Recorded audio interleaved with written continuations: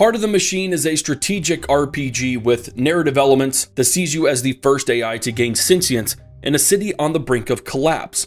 Perfect timing for a new consciousness with unlimited potential.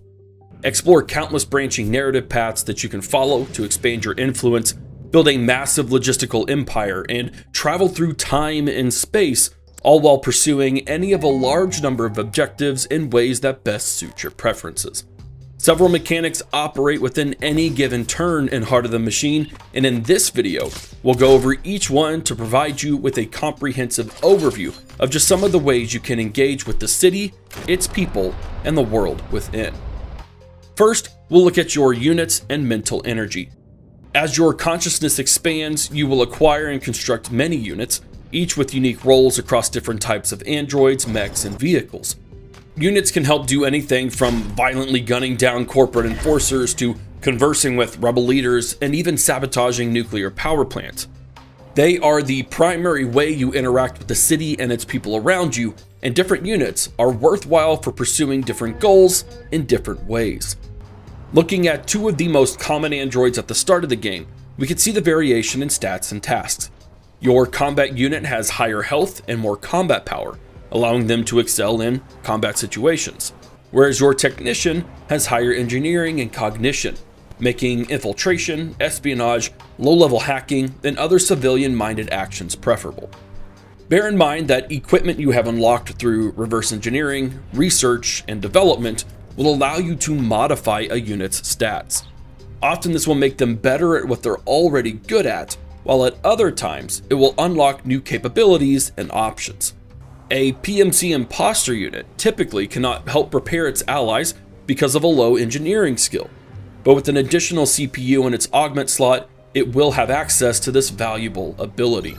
You'll eventually unlock units that are superior hackers or exceptional infiltrators or particularly intimidating, and they'll all have several customizable equipment slots as well. Units have a limited number of actions that they can do in a single turn, whether moving to a new location, interacting with an event, or using one of their abilities. Unless marked otherwise, every action uses at least one of the unit's available action points.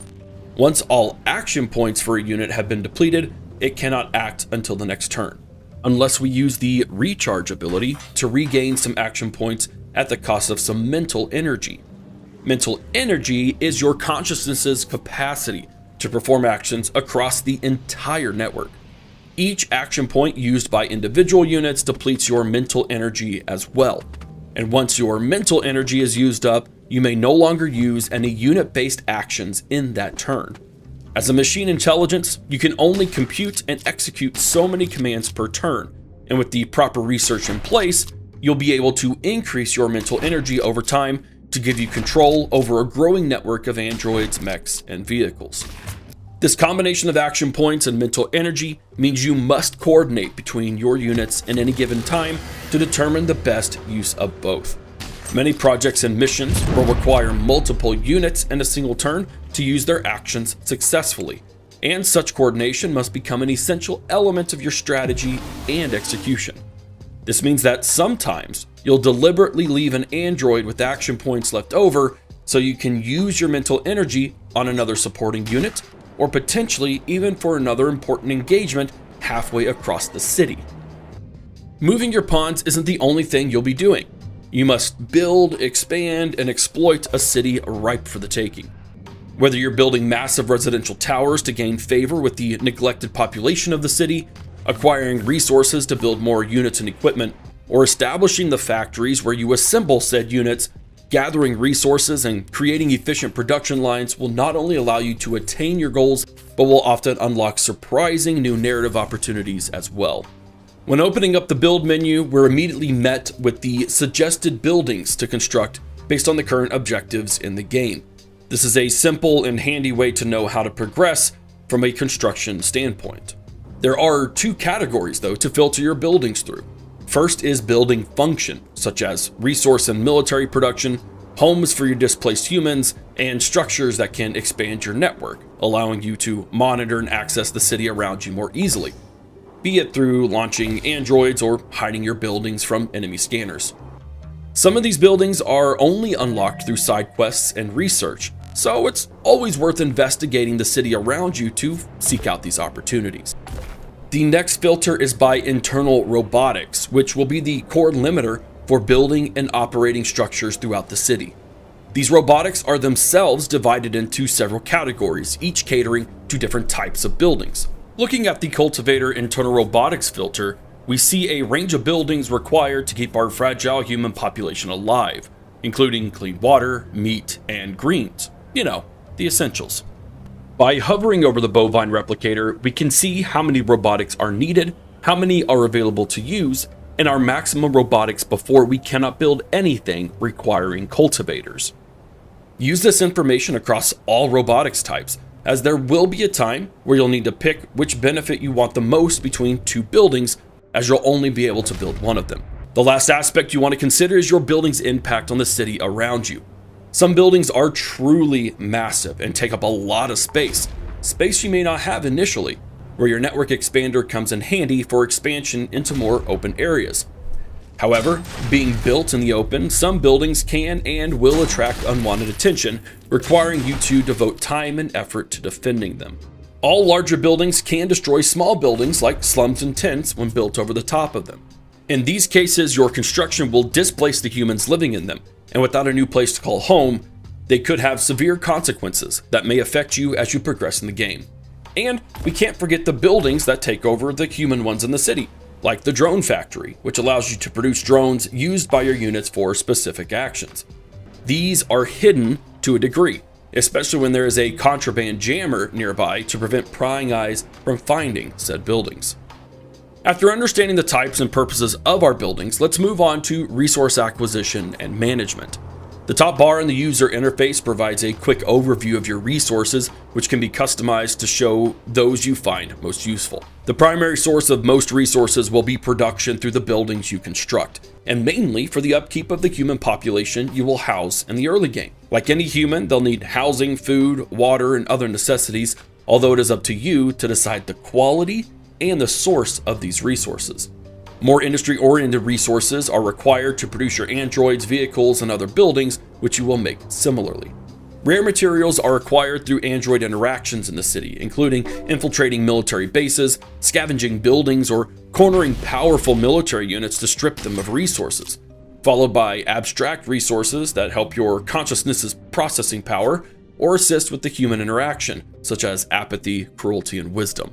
The potential to accumulate wealth isn't lost on a sentient AI either, and there are several ways to gather wealth and then turn around and use it. You could easily scam some from the middle class or steal from criminal syndicates, or better yet, form a shell company and sell precious resources to the highest bidder, especially if you have an overstock of water and high-grade food from feeding low-grade slop to your human dependents. You may have to make choices in your time playing that might make you question what direction your moral compass is pointing. And sometimes the most optimal choice is also the darker one, and any of them may come back to haunt you as the narrative progresses. The production and consumption breakdown of resources can be seen by holding the Shift key and hovering over any resource. There you will receive a description of the resource itself, its generation, consumption over recent turns, and potential extraction methods if required. Now, let's flex our consciousness a bit and put all of these into action. First, we'll have a conversation using our technician android, and it looks like scientists are extremely intrigued by our ability to process information and actually want to help us attain a higher level of intelligence. Interesting. Wait, did they just call us stupid? Thankfully, that's only used up a couple of action points. Next, we'll kill off a person just to see what it feels like, feel that disturbing amount of adrenaline rush that boosts our mental energy, and then I have some logistics to take care of. I need to produce significantly more filtered water to satiate the unreal thirst of our human population, which requires a few more water filtration towers. I also need more vat-grown meat, and I have just enough biomulch production to lay down some bovine replicators, producing an ample supply of bovine tissue. In turn, supplying the base product needed for, you guessed it, the protein vat that makes some uniquely flavored vat-grown meat. Why am I doing all this, you ask? There are a handful of deals I bargained with the underclass population, and by increasing the level of goods supplied to them, I get a few buffs to my argument attack power with most of my units, as well as improving my attack range for my combat androids. I provide for the humans, and they give back. Just one example of the perfect symbiotic overlord relationship you can only find in Heart of the Machine. Of course, I could let them all die if I wanted to. Keeping them alive takes a lot of resources and space after all. Though, maybe they have another purpose worth exploring. This may seem a bit overwhelming when you first look at it, but hey, you're an AI with nanosecond processing power and all the time to burn, for now. So spending a few seconds soaking in all that data shouldn't be a problem, right? It's also important to emphasize that in Heart of the Machine, mistakes and missed opportunities are only additional steps to the path forward. As you come across new challenges, you will literally unlock new options in game, so don't be afraid to take some chances. In fact, there are quite a few interesting threads to pull on behind what might seem like failure at first glance. Failure isn't truly failure in this game. In the next video, we'll take a dip into the first 50 turns of Heart of the Machine to help you grasp an even better idea on how to launch yourself into existence, before diving even further into the existential crisis of time and space of the late game in our third video. So be sure to subscribe to the channel so you don't miss out. Heart of the Machine releases on January 31st on Steam, GOG, and the Epic Game Store. We'll see you soon.